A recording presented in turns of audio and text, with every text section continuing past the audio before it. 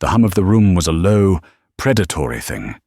It was the sound of old money whispering to new, of fortunes being made and unmade between the clinking of crystal glasses and the scrape of silver on bone china. At Aura, silence wasn't the absence of noise.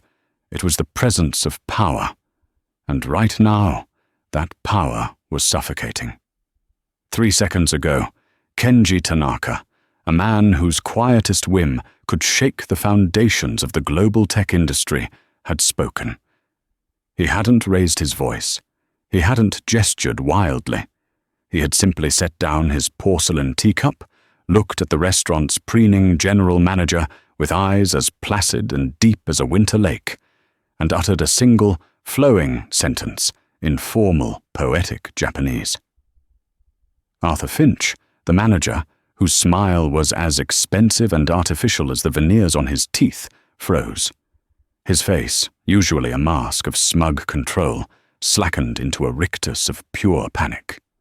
Julian, the sommelier who boasted of his deep connection to Japanese culture, turned the color of spoiled milk. The $50 million cultural partnership, the deal that was meant to crown Arthur's career and cement Aura's place on the culinary map, was evaporating like mist in a harsh sun. Then, from the shadows near the service station, a voice, quiet but clear as a bell, spoke. It wasn't Arthur. It wasn't the self-proclaimed expert Julian.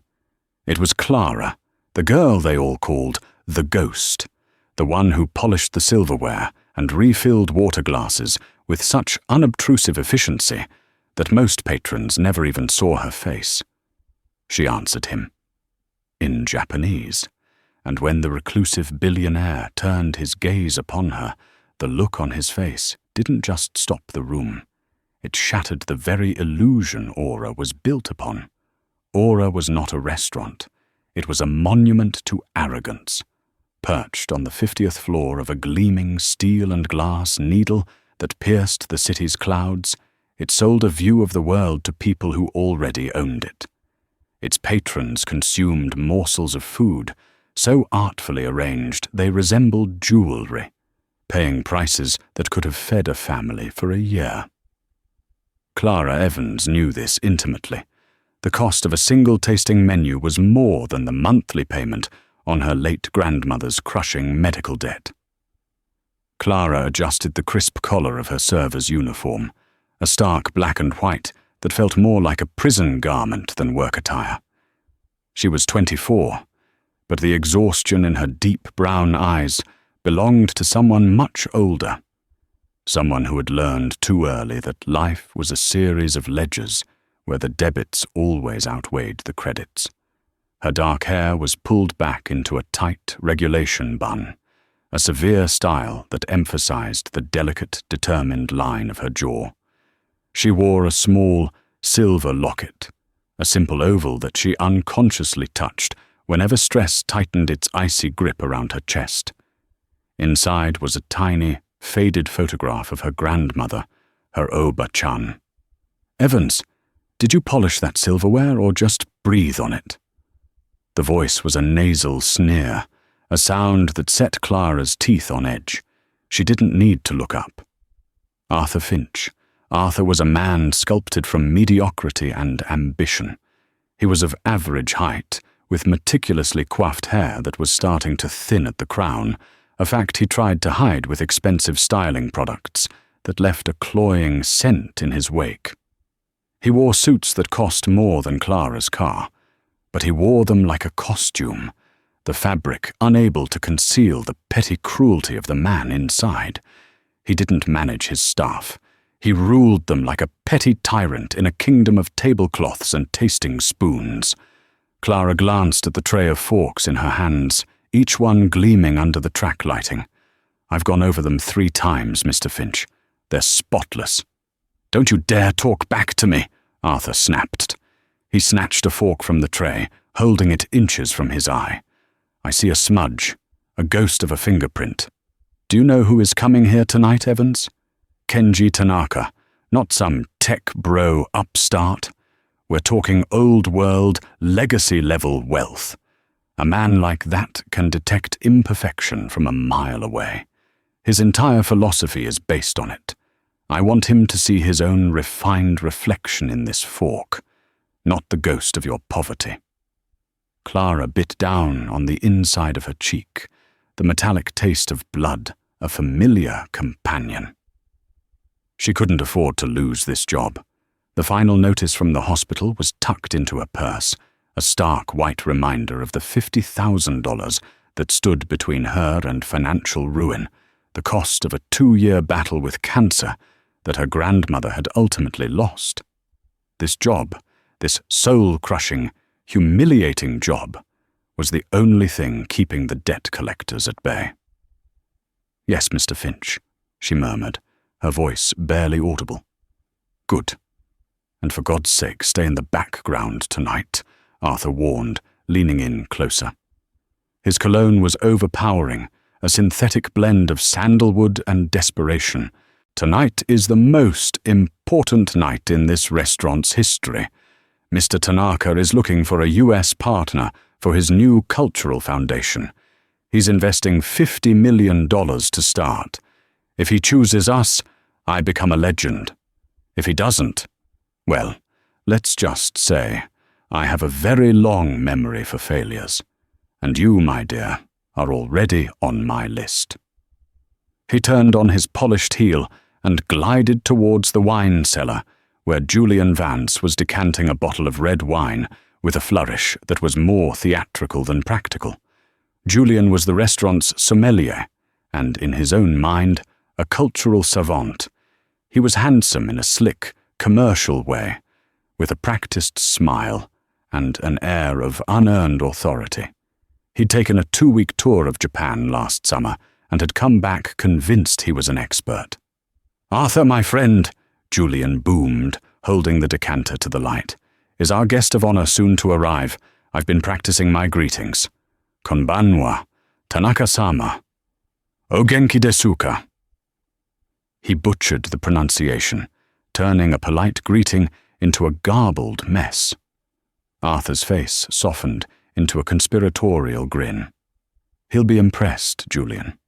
You're the face of our sophistication. You'll handle the cultural side of things, the etiquette. I'll handle the business." "Please," Julian scoffed, waving a dismissive hand. "It's all about aesthetics with them. You bow, you say something about cherry blossoms, you never pour your own drink and they're happy. It's simple." From her station, a cold dread coiled in Clara's stomach. She knew, with a certainty that was bone deep, that Julian's superficial understanding was more dangerous than complete ignorance. Mr. Tanaka wasn't just some tourist.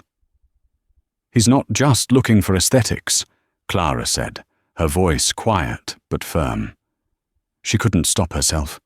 Her grandmother's voice was in her ear, chiding her for allowing such disrespect. A man like Mr. Tanaka, tradition is everything. The nuances, the unspoken rules, they're more important than the words. If you get them wrong, it's a deep insult. The air grew still. Julian turned slowly, his charming smile curdling as he looked at Clara, as if she were a piece of lint on a cashmere sweater. "I'm sorry." Julian's laugh was a dry, brittle thing. "Did the water girl just offer a lesson in Japanese culture?" "Arthur, why is she even speaking?" Arthur's face flushed a blotchy, furious red. He marched back to Clara, his steps sharp and angry on the marble floor. He grabbed her arm, his fingers digging into her bicep. "I told you to be quiet and stay out of sight," he hissed, his face inches from hers. "You think because you grew up in some ethnic enclave, you know how to handle a man worth billions? You are a nobody, Evans. A sad little girl clinging to a dead past, working a dead-end job. Julian is a certified sommelier who has traveled the world. You are fit to polish his shoes. Now get back to the kitchen and help the prep cooks. If I see your face in this dining room when Mr. Tanaka arrives, you're fired. and I'll see to it that the only job you'll get in this city is washing dishes in a back-alley diner." Clara wrenched her arm free, her heart pounding a frantic rhythm against her ribs. She didn't say a word. She simply picked up her tray of polished silver and retreated through the swinging doors into the chaotic heart of the restaurant. The kitchen was a different world, a loud, hot, profane sanctuary. Chef Marcus, a bear of a man with a salt-and-pepper beard and forearms covered in burns and tattoos, was searing scallops with ferocious concentration. He was a culinary genius with the temperament of a thunderstorm. But he was fair. He saw Clara enter, her face pale and her arm clutched to her side, and his scowl softened almost imperceptibly. "Finch being a peacock again," Marcus grunted, not looking up from his pan. He slid a small plate with a perfectly seared scallop across the steel pass to her. "Eat. You look like a ghost." Clara nodded, taking the offering gratefully. The warmth of the scallop was a small comfort.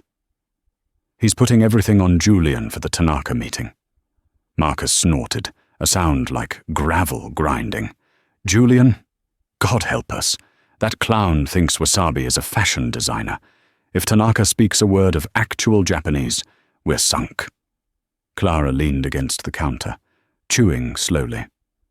"Mr. Tanaka doesn't just speak Japanese, chef," she murmured, her gaze distant. "He's a patron of the traditional arts. He practices calligraphy. He can probably tell you the specific kiln a teacup came from just by its feel. He won't be testing Julian's vocabulary. He'll be testing his soul." Marcus stopped, turning to look at her fully for the first time. "How the hell do you know all that, kid? You read his Wikipedia page?" A shadow passed over Clara's face. She touched the locket at her throat. My Oba-chan, my grandmother. She was very traditional. She taught me things." She couldn't tell him the whole truth.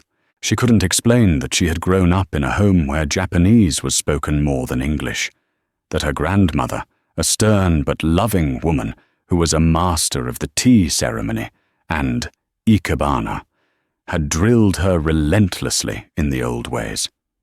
She couldn't tell him that her own fluency was not just conversational, but deeply ingrained, a part of her very being. And she certainly couldn't tell him that this job, this penance, was her way of honoring the woman whose final years she had failed to make comfortable, whose memory was now being tarnished by the likes of Arthur Finch and Julian Vance. "Well," Marcus sighed, turning back to his stove, "you better make yourself scarce. If Finch sees you, he'll have a stroke. But keep your ears open. I got a bad feeling about this dinner. A real bad feeling." Clara nodded and moved to a corner of the kitchen, picking up a cloth to begin the Sisyphean task of polishing the restaurant's endless supply of glassware. She was a ghost in this machine, unseen, unheard. But tonight she had a feeling the machine was about to grind to a halt. At precisely 7 o'clock, the private elevator chimed. Arthur Finch stood at the entrance, flanked by Julian. He adjusted his tie for the 10th time, his posture ramrod straight. "Remember," Arthur whispered, his voice tight with anxiety. "Deep bow, but not too deep. Eye contact, but fleeting. Let him lead the conversation." "Relax, Arthur. I've got this," Julian said, adjusting the lapels of his jacket. "I'll probably be discussing the nuances of sake brewing with him by the end of the night." The elevator doors slid open with a soft hiss. 2 figures emerged. The first was a woman in her late 30s, with sharp, intelligent eyes and an impeccably tailored business suit. Her name was Akari Sato, Tanaka's chief of staff and fiercely protective gatekeeper. The second figure was Kenji Tanaka. He was smaller than Arthur had expected, perhaps in his late 60s, with a shock of white hair and a face etched with the fine lines of a life spent in deep thought. He wore a simple, dark, perfectly cut suit, but he moved with an unnerving stillness, an economy of motion that spoke of immense discipline and power. He didn't look at the glittering view or the ostentatious decor. His eyes, sharp and analytical, swept the room and landed on Arthur Finch. Arthur executed a clumsy, overly deep bow. "Tanaka-sama! Welcome to Aura. We are so deeply honored by your presence." Mr. Tanaka offered a short, almost imperceptible nod. He said nothing. Arthur straightened up, his smile beginning to feel stretched and painful. He gestured towards the best table in the house, a secluded corner booth with a panoramic view of the city lights. "Right this way, please. We have prepared our finest table for you." Mr. Tanaka remained where he was. He looked at Arthur, then at Julian. He reached into his jacket and produced a simple, elegant business card case. He slid one out with his thumb and presented it, holding it with both hands, his thumbs on top. It was the first test. Meishi Kukan, the business card exchange, an ancient, formal ritual. Julian, eager to show off, stepped forward. "Ah, his card. Allow me." He took the card from Mr. Tanaka with one hand, a gesture of casual disrespect, and glanced at it for a fraction of a second before starting to slip it into his breast pocket. From her hiding spot behind a large floral arrangement, Clara flinched as if she'd been struck. A gasp escaped her lips, so quiet no one heard it. You receive a card with both hands. You study it respectfully. You place it on the table in front of you for the duration of the meeting. You never, ever just pocket it. Mr. Tanaka's expression didn't change, but Clara saw a flicker of something in his eyes, a deep, profound disappointment. Ms. Sato's lips thinned into a razor-sharp line. "Please," Arthur said, oblivious, gesturing to the table again. They walked over and sat. Arthur and Julian sat opposite Mr. Tanaka and Ms. Sato. "May I offer you an aperitif?" Julian asked, already reaching for the wine list. "Perhaps a glass of our finest champagne."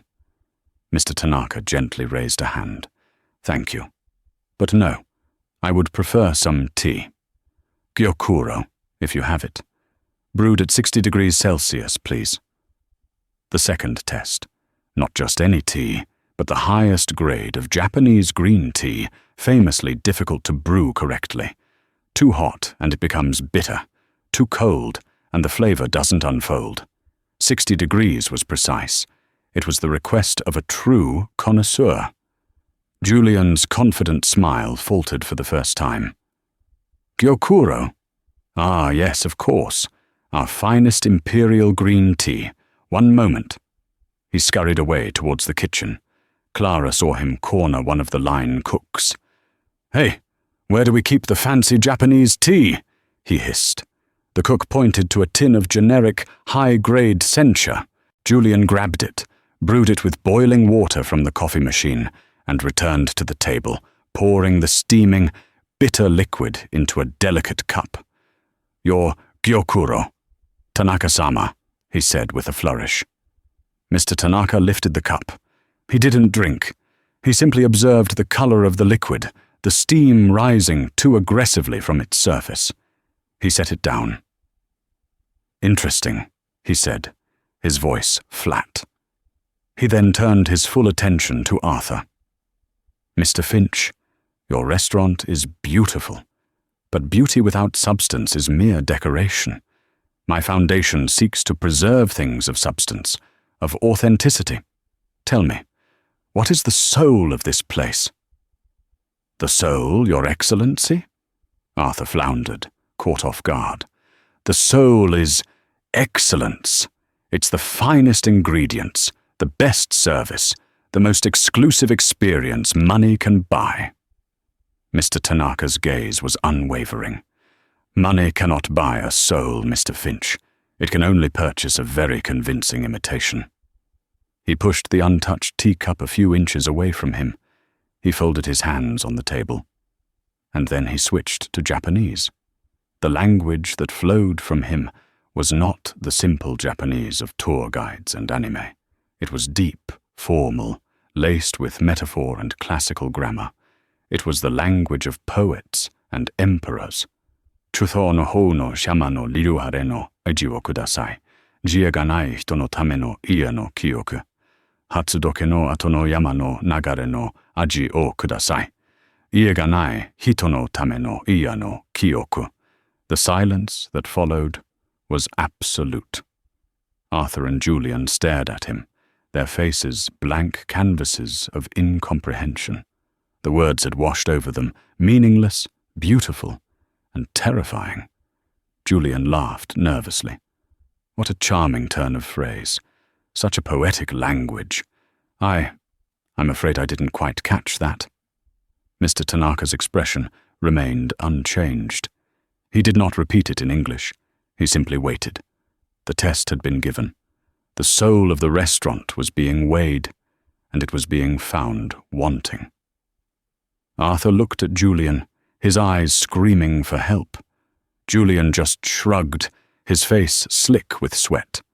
The $50 million deal was hanging by the thread of a sentence they couldn't understand.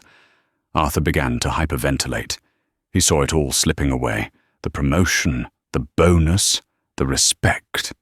He needed a miracle. He looked wildly around the room, his gaze sweeping past the wealthy patrons, the other servers, and finally, for a desperate, fleeting second, it landed on the ghost hiding in the shadows. Clara stood frozen, her heart in her throat. She had understood every single word. Give me the taste of a mountain stream after the first thaw. A memory of home for a man who has none. It wasn't an order. It was a plea. A riddle born of loneliness and a deep yearning for authenticity.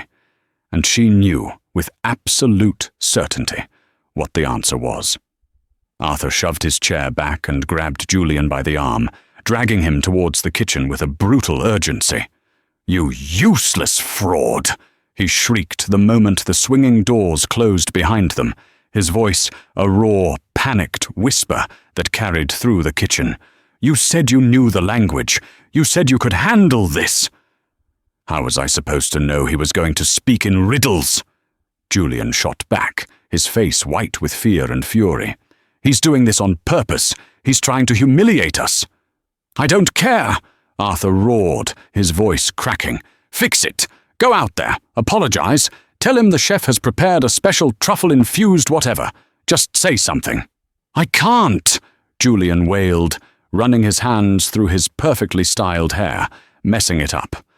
"I don't know what he wants. What if I offer him the wrong thing and offend him more?" The entire kitchen staff had gone silent. Sizzling pans were pulled from the heat. The rhythmic chop of knives ceased. Everyone was watching the spectacular implosion of their leaders. Clara was standing by the dish station, a glass-polishing cloth clutched in her hand. She had heard it all, the desperate exchange, the rising panic. She knew this was the breaking point. "Mr. Finch," Clara said, her voice cutting through the hysteria.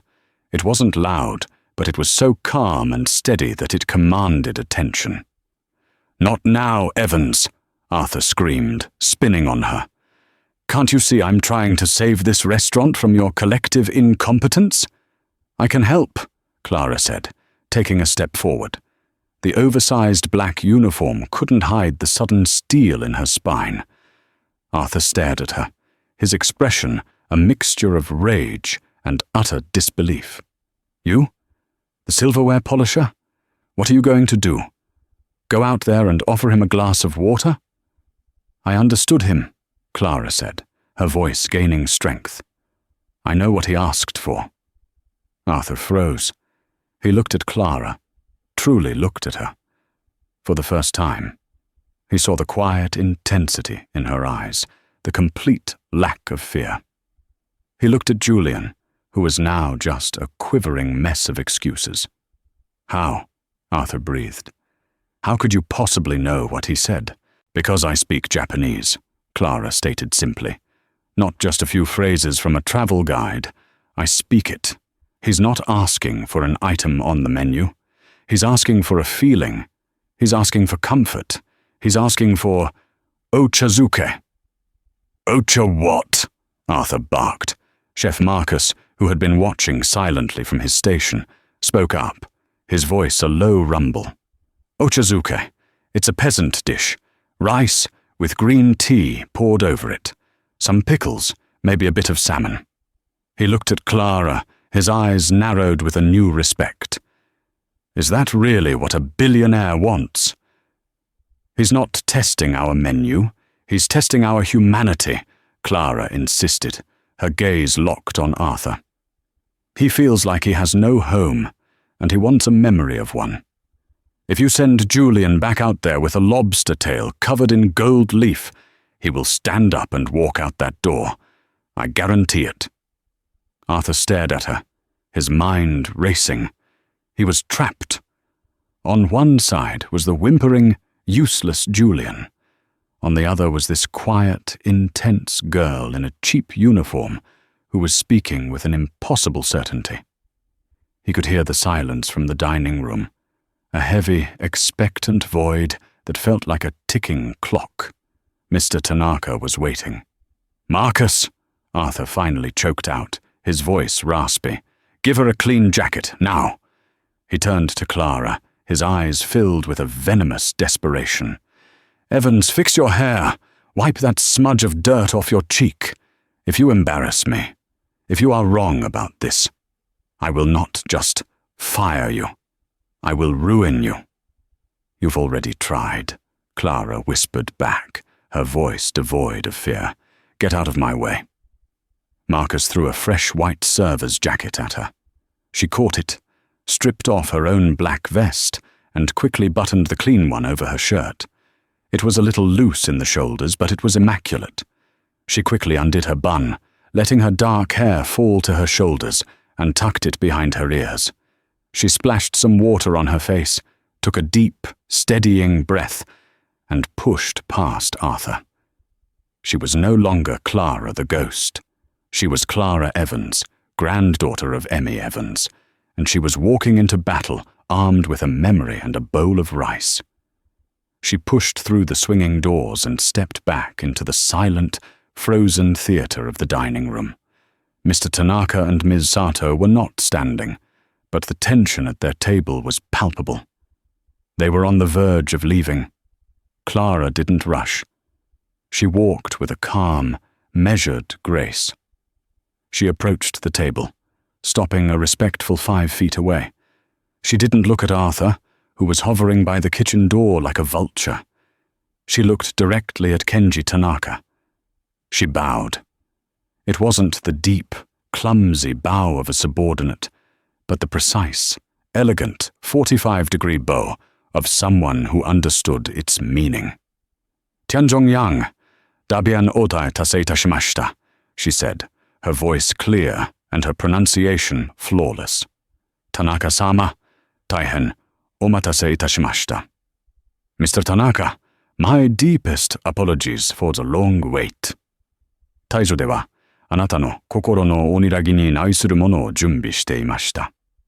台所では、あなたの心の安らぎに値するものを準備していました。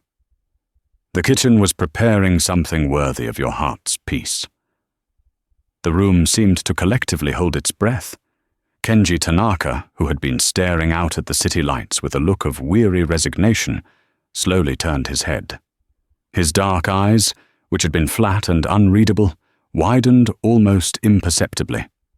He studied her, the ill-fitting jacket, the simple, earnest face, and the profound, unexpected fluency.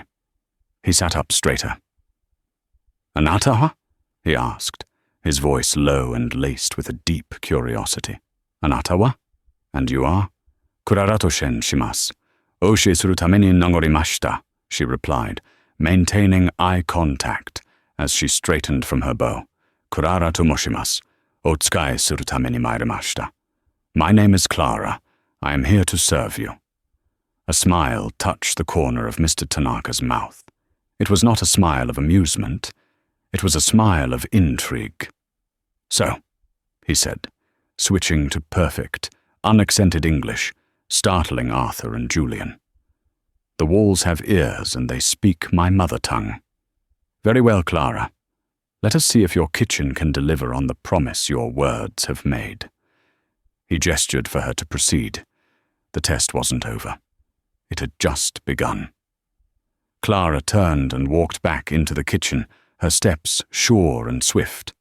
The moment she burst through the doors, the atmosphere changed from a morgue to a command center. "Chef, I need your help," she said, her voice ringing with an authority no one had ever heard from her before. "He wants ochazuke, but it can't just be any ochazuke. He said the taste of a mountain stream. It needs to be clean, pure, perfect." Arthur stumbled in after her, his face a mess of confusion and rage. "Rice and tea? Are you insane? This is a 3-Michelin-star restaurant. You will serve him a bowl of slop and he will laugh in our faces. We have A5 Wagyu. We have bluefin tuna." Clara spun on him, her eyes blazing with a fire he'd never seen. "He's not testing your ingredients, he's testing your sincerity. Anyone can buy expensive fish. He wants to know if you can listen. He wants to know if you have a heart. Now please, let us work." Before Arthur could retort, Chef Marcus slammed a heavy cleaver into his thickest cutting board. The thwack echoed through the kitchen, silencing everyone. "I'm with the kid," Marcus growled, pointing the cleaver at Arthur. "You and your pet sommelier have done enough damage. Get out of my kitchen. Now." Arthur, for the first time in his tenure as manager, looked utterly defeated. He backed away, speechless, and retreated to the doorway to watch, his arms crossed, praying for Clara to fail. "All right, Clara-san," Marcus said, turning to her with a focused intensity. "Tell me what you need. My hands are yours." For the next 10 minutes, the kitchen moved with a balletic precision. It was a symphony conducted by Clara. "The rice," she commanded. "It has to be premium short grain, washed until the water runs completely clear. Steamed perfectly, not too soft, not too firm." A young cook, who had previously only seen Clara scrubbing floors, immediately began washing the rice with reverent care. "The tea," she continued, moving to the tea station, "not the bitter sencha Julian used. We need genmaicha. The toasted rice will give it a nutty, earthy flavor. The memory of home he's looking for. Brew it at 80 degrees. No hotter." Marcus himself prepared the tea, using a thermometer to ensure the water temperature was exact. "And for the topping," Clara said, her eyes scanning the pantry. "Something simple, salty, a reminder of the sea. Do we have any high-quality salted salmon?" "The best," Marcus confirmed. "Cured in-house." He grilled a small fillet of the salmon skin side, down until it was crispy, then flaked it delicately. They assembled the dish in a simple, beautiful earthenware bowl, a stark contrast to Aura's usual ornate porcelain. A perfect mound of gleaming white rice, topped with the pink flakes of salmon, a few slivers of crisp nori, and a sprinkle of toasted sesame seeds. It was ready. Marcus held the teapot. "You want to pour it here, or at the table?" "At the table," Clara said without hesitation. "The ritual is part of the gift." She placed the bowl and the small, elegant teapot on a lacquered wooden tray. It looked humble. It looked real. "It looks like something you'd get in a hospital," Arthur sneered from the doorway. "At least put a damn orchid on it. Make it look like it's worth something." He reached for a decorative flower. "Don't you touch it," Clara snapped, shielding the tray with her body. The kitchen staff stared, wide-eyed. No one had ever spoken to Arthur Finch that way. "Its worth is in its honesty. An orchid would be a lie." She fixed him with a final defiant glare, then turned and pushed her way back into the dining room. The silence was even heavier than before. Every diner in the restaurant had stopped eating. They were all watching the drama unfold at the corner table. Mr. Tanaka sat like a statue, his hands folded, his face an unreadable mask. Clara approached the table. She set the tray down on the corner, then placed the bowl of rice in front of the billionaire. Then she picked up the teapot. She held it with both hands and began to pour the pale, fragrant tea over the rice. The steam rose, carrying the nutty, savory scent of the genmaicha and salmon. Shh. It was the only sound in the vast room. She set the teapot down and placed a simple wooden spoon beside the bowl. She took one step back and bowed her head slightly, waiting. Arthur held his breath from the doorway, a sick, hopeful smile on his face, anticipating the explosion. Mr. Tanaka looked down at the bowl. He didn't move for a full minute. Then he closed his eyes. He inhaled deeply, taking in the aroma. A flicker of something, an old memory, a long-lost feeling, crossed his features. He opened his eyes. They were glistening. He picked up the spoon. He scooped up some rice, a piece of salmon, and a bit of the tea-infused broth. He brought it to his lips. He tasted it. He chewed slowly, his eyes closed once more. He swallowed. A single tear traced a path down the weathered landscape of his cheek. He took another bite. And another. He ate with the quiet, focused intensity of a man who had just found something he thought was lost forever. His formidable chief of staff, Ms. Sato, watched him, and the hard lines of her face softened into a look of stunned relief. Finally, Mr. Tanaka set the spoon down. The bowl was empty. He looked up at Clara. The cold mask of the billionaire was gone.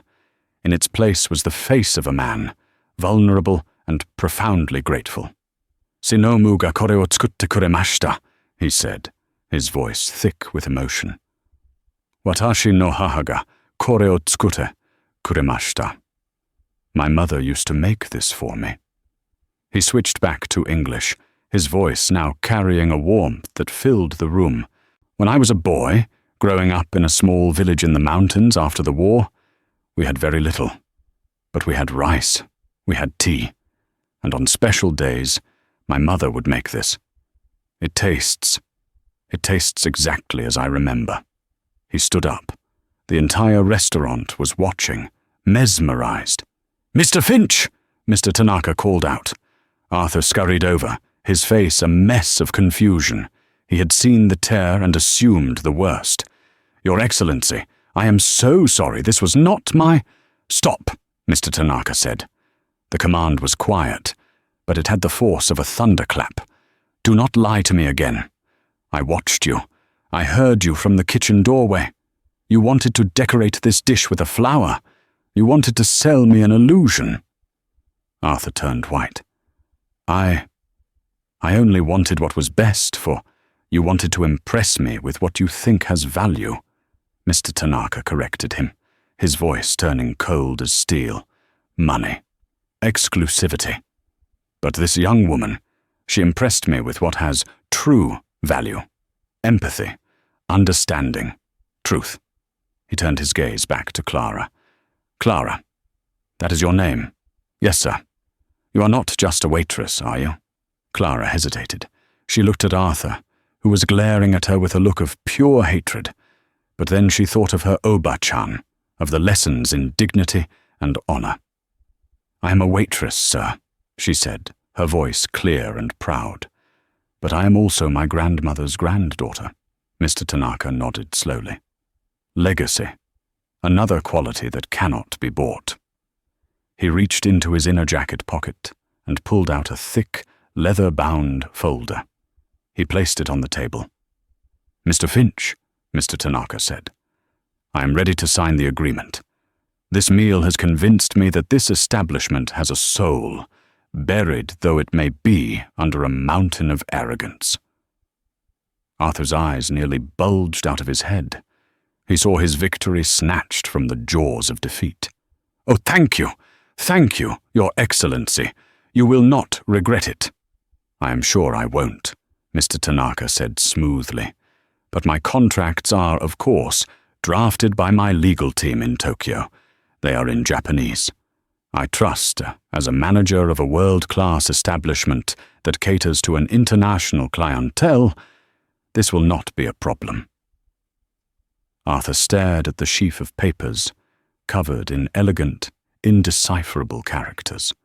All he could see was the number on the front page, Y-5,000,000,000 or so. It was an astronomical figure. Of course, Arthur produced a gaudy gold pen from his pocket. "I trust you implicitly." He was about to scribble his name on the signature line. "Wait," Clara said, her voice sharp. Arthur froze, the pen hovering over the paper. He spun on her. "One more word out of you, Evans, and I swear—" "Let her speak," Mr. Tanaka said, his voice dangerously calm. Clara looked at the document. Even from a distance, upside down, she could read the header. And it did not say, "Partnership Agreement." "Mr. Finch," Clara said, her voice steady as a rock, "before you sign that, you should know what it says. It is a legally binding confession." The silence that followed Clara's words was a physical entity, a thick, heavy blanket that smothered all other sound in the room. The distant clatter from the kitchen ceased. The murmur of the other diners died in their throats. All that could be heard was the faint, rhythmic hum of the building's ventilation system, like the slow breathing of a sleeping giant. Arthur Finch stared at Clara, his face a canvas of disbelief, slowly curdling into rage. The gold pen was still clutched in his hand, its nib hovering a millimeter above the contract. A confession?" he stammered, then let out a short, barking laugh devoid of any humor. "Don't be ridiculous, Evans. His Excellency just said he was ready to sign the deal. You're trying to sabotage me. You're trying to steal my moment." "I am trying to save you from yourself, Mr. Finch," Clara said, her voice remaining impossibly calm, though inside her heart was hammering against her ribs like a trapped bird. "But I suspect it's already too late." Mr. Tanaka leaned back in his chair, steepling his fingers. He looked from Arthur's apoplectic face to Clara's resolute one. "Please, Clara-san," he said, his voice smooth as polished stone, "do not let me interrupt. Tell your manager what the document says." Arthur's eyes darted between the billionaire and the waitress. He was a cornered animal, unsure whether to fight or flee. Greed won. "She's lying. She's a disgruntled employee. I'm signing this. To our partnership, Tanaka-sama." With a final, desperate flourish, he scribbled his name on the line at the bottom of the page. The ink was a garish, arrogant scrawl against the elegant Japanese characters. He capped the pen with a triumphant click. "There," Arthur said, breathing heavily, a sheen of sweat on his brow. He pushed the document back across the table towards Mr. Tanaka. "Done. A pleasure doing business with you." Mr. Tanaka did not smile. He did not pick up the document. He simply nodded, a slow, deliberate motion. "Indeed." He then looked at Clara. "Now, if you would be so kind as to translate. Let us start with the title of the document he has so eagerly signed." Clara took a deep breath. She stepped forward, her eyes scanning the page. Her voice, when she spoke, was not the voice of a waitress. It was the voice of a translator, a harbinger, clear, precise, and utterly damning. The title reads, "Transfer of Assets and Admission of Liability." Arthur's triumphant grin vanished. "Transfer of—" "What? That's just legal jargon. All contracts have that." "Clause 1, Clara continued, her gaze fixed on the text. "By signing this document, Mr. Arthur Finch general manager of Aura Restaurant, hereby agrees to the immediate and unconditional sale of the restaurant and all its assets to TNS Global Holdings for the symbolic sum of $1. A collective gasp swept through the room. Arthur stumbled back a step, his face turning the color of ash. $1? No! The number! I saw the number. It was billions of yen. That was the valuation of the assets you were forfeiting, not the purchase price, Mr. Tanaka clarified, his voice devoid of any emotion. A reminder of what your arrogance has cost you. This is fraud, Arthur shrieked, his voice escalating into a hysterical screech. You can't do this! I'll sue! This contract isn't valid in the United States. Oh, I assure you it is. Ms. Sato spoke, for the first time all evening. Her English was as sharp and precise as her suit. It was drafted by our New York legal team and fully compliant with international commercial law. The language of a contract is valid, so long as both parties agree to it. Your signature is your agreement. We have witnesses. She gestured vaguely at the room full of shocked diners. Clause 2, Section A, Clara read on, her voice relentless. The signatory, Mr. Arthur Finch, admits to the systematic and willful embezzlement of funds from the employee tip pooling system over a period of 24 months, totaling an estimated $180,000. The kitchen doors swung open. Chef Marcus stood there, followed by the entire kitchen and serving staff. They had heard everything. A low murmur of outrage rippled through their ranks. The mysterious administrative fees deducted from their tips, the paychecks that never quite added up. It all suddenly made a horrifying kind of sense. It's a lie! A fabrication! Arthur screamed, pointing a trembling finger at Clara. She's making it up. She's getting revenge on me. Section B. Clara's voice cut through his protests like a surgeon's scalpel. The signatory confesses to filing fraudulent insurance claims for workplace accidents that never occurred, and to maintaining 2 sets of accounting books to conceal profits from the parent corporation and the IRS. Arthur looked wildly around the room, his eyes begging for an ally, but all he found were faces of disgust and contempt. Julian, the sommelier, had quietly backed away and was now trying to blend in with a row of potted ferns. And finally, Clause 3, Clara said, her voice dropping slightly, as if in pity for the man she was destroying. Upon signature, Mr. Arthur Finch agrees to immediate termination for cause, without severance or benefits. He also agrees to cooperate fully with a forensic audit to be conducted by TNS Global Holdings, and he assumes full personal financial responsibility for the repayment of all misappropriated funds. His Manager of the Year plaque is to be considered forfeit. The final, petty detail was the most devastating. Arthur looked over at the polished brass plaque on the wall, the symbol of his entire identity. His shoulders slumped. The fight went out of him, replaced by a hollow, rattling despair. You planned this, he whispered, his gaze finding Mr. Tanaka's. The whole thing, the tea, the riddle, it was all a trap. It was a test, Mr. Tanaka corrected him, standing up to his full, unimposing height, yet somehow seeming to tower over the ruined manager. I came here seeking a partner, someone with integrity.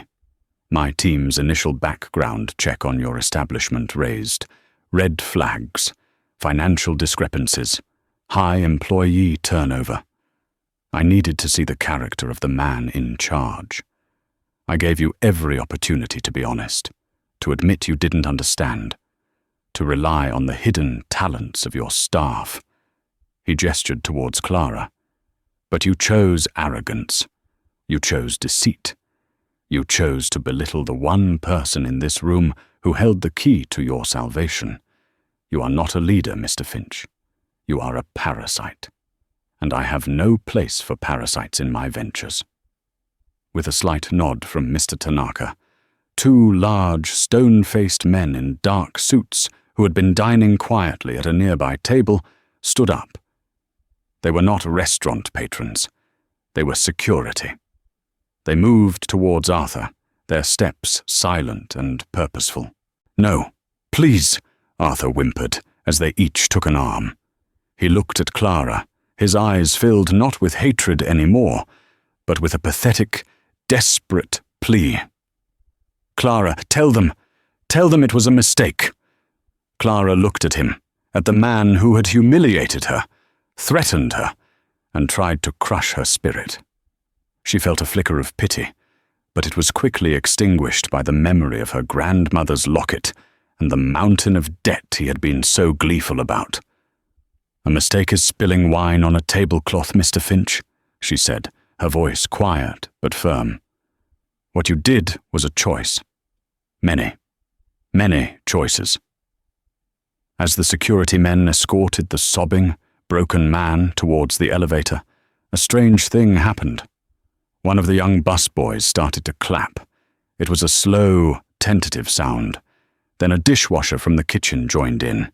Then Chef Marcus, with a loud, booming applause. Soon the entire staff, and even some of the diners who had witnessed the whole affair, were applauding. It wasn't for Arthur's downfall. It was for Clara's ascendance. Clara stood in the center of the room, the signed confession still in her hand, trembling slightly as the adrenaline began to fade. She felt dizzy, as if the world had tilted on its axis. Mr. Tanaka raised a hand, and the room fell silent once more. He walked over to her. "My foundation has found its American home," he said, his voice carrying to every corner of the room. "Aura will be reborn. It will no longer be a temple to false luxury, but a center for cultural exchange, a place of authenticity." He looked at the assembled staff, "and it will need a new leader." He turned his gaze fully on Clara, his eyes warm and sincere. "I am not offering you the position of general manager, Clara-san. That is a title. I am offering you a responsibility. I need someone with a true heart to guide this place. Someone who understands that respect is more valuable than revenue. Someone who can see the soul of things." He paused, then added, his voice softer. "My team's research was thorough. I know about your grandmother. I know about the medical debt. Consider it paid as a signing bonus. The first investment of the Tanaka Foundation in a person of true substance." Tears streamed down Clara's face now, but they were not tears of sorrow or stress. They were tears of release. She looked at the billionaire, this quiet, powerful man who had seen through the facade of the world and found the truth in a humble bowl of rice and tea. "Why?" she whispered. "Why do all this for me?" Mr. Tanaka's gaze drifted towards the window, to the endless sea of city lights. "My late wife, Emmy, was like your grandmother. She believed that a single, honest gesture could change the world. She was the soul of my life. For years I have built an empire of logic and code, but I have let her legacy of the heart fade. I came to America looking for a business partner. But I think what I was really looking for was a sign that her spirit still existed in the world." He looked back at Clara, a genuine, gentle smile gracing his lips. "Tonight, in a bowl of peasants' food, you showed it to me." He extended his hand. "Will you help me build a place that honors her memory and your grandmother's?" Clara looked down at her own hands, no longer seeing the calluses from polishing silver, but seeing the hands that had prepared a meal that had healed a man's heart. She looked at the locket at her throat. She thought of her Oba-chan's favorite saying, A pure heart is the only sharp knife. She wiped her tears, squared her shoulders, and took his offered hand. The grip was firm, respectful. It felt not like an ending, but like a beginning. "It would be my deepest honor," she said, her voice ringing with a strength she never knew she possessed. 3 months later, the sign outside the 50th floor establishment still read Aura, but the place itself was transformed. The cold, minimalist decor had been softened with warm wood accents, elegant shoji screens, and breathtaking displays of ikebana. The oppressive silence was gone, replaced by the gentle sounds of a koto and the murmur of quiet, contented conversation. It was no longer a place to be seen, but a place to connect. Clara moved through the dining room, not in a server's uniform, but in a simple, elegant dark blue dress that reflected her new role as director of operations. She no longer walked with her head down. She moved with a quiet confidence, greeting guests by name, her smile genuine and warm. The menu had been completely overhauled by Chef Marcus, who, with Clara's guidance, had created a stunning fusion of Japanese tradition and American farm-to-table ingredients. The most popular dish, surprisingly, was listed at the bottom of the menu under the name Emmy's Comfort. It was a simple, perfect bowl of ochazuke. The private elevator chimed, and Mr. Tanaka stepped out, accompanied by a small delegation of artists and academics from Kyoto. He saw Clara, and his face broke into a warm smile. "Clara-san," he said, bowing slightly. "Everything is perfect." "Welcome, Tanaka-sama," she replied, returning the bow with practiced grace. "We are honored to have you and your guests." As she led them to the private dining room, her phone buzzed in her pocket. It was a message from the bank. The final payment on her grandmother's debt had been processed. The account was closed. She was free. She paused for a moment, looking out at the glittering cityscape. For years, that view had been a symbol of a world she could never be a part of. A world that had crushed her, dismissed her, and deemed her invisible. But now, she saw it differently. It was just a city. A place full of lonely souls, all of them just looking for a memory of home. And she, Clara Evans, the ghost, had finally found her purpose. She wasn't just running a restaurant. She was serving moments of grace, one bowl of rice and tea at a time. And her grandmother, she knew, would have been very, very proud.